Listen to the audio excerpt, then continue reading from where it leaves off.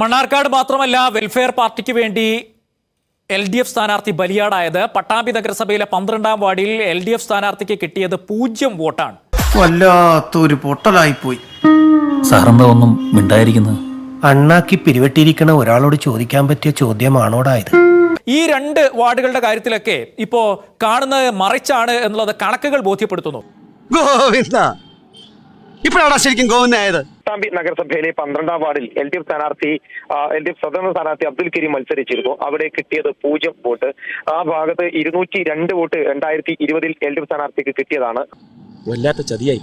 അവിടെ ഇത്തവണ കിട്ടിയത് 0 വെൽഫെയർ പാർട്ടി സ്ഥാനാർത്ഥിക്ക് കിട്ടിയത് 208 വോട്ടുകൾ. അവിടെ UDF പറയുന്നത് ആ 208 വോട്ടും വെൽഫെയർ പാർട്ടിക്ക് വേണ്ടി CPM നൽകിയതാണ് എന്നുള്ളതാണ്. ഞാനീ പറഞ്ഞത് നല്ലൊരു മറുപടിയേ അല്ല, വേറൊരു മോടൻകൊല്ലി ന്യായം. ഏറ്റവും ആക്ഷേപം ഉയരുന്നത് മണ്ണാർക്കാട് നഗരസഭയിലെ 1-ാം വാർഡായിട്ടുള്ള കുന്തിപ്പുഴയിലാണ്. അവിടെ ഫിറോസ് ഖാൻ എന്ന LDF സ്ഥാനാർത്ഥിക്ക് കിട്ടിയത് 1 വോട്ടാണ്.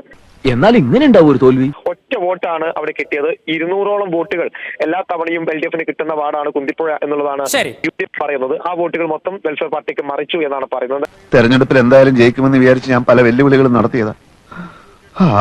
പാലക്കാട്ടെ 2 വാർഡുകളിൽ പഞ്ചായത്ത് വാർഡുകളിലുള്ള കണക്കാണ് ഇപ്പോൾ പുറത്തു വന്നത്. അതിൽ ഒരിടത്ത് LDF സ്ഥാനാർത്ഥിക്ക് 1 വോട്ട് പോലും ഇല്ല എന്നുള്ളതാണ്. മറ്റൊരിടത്ത് LDF സ്ഥാനാർത്ഥിക്ക് ആകെ കിട്ടിയത് 1 വോട്ട് മാത്രം എന്നുള്ളതുമാണ്. ചതി അല്ല ജയ, വിധിയാ.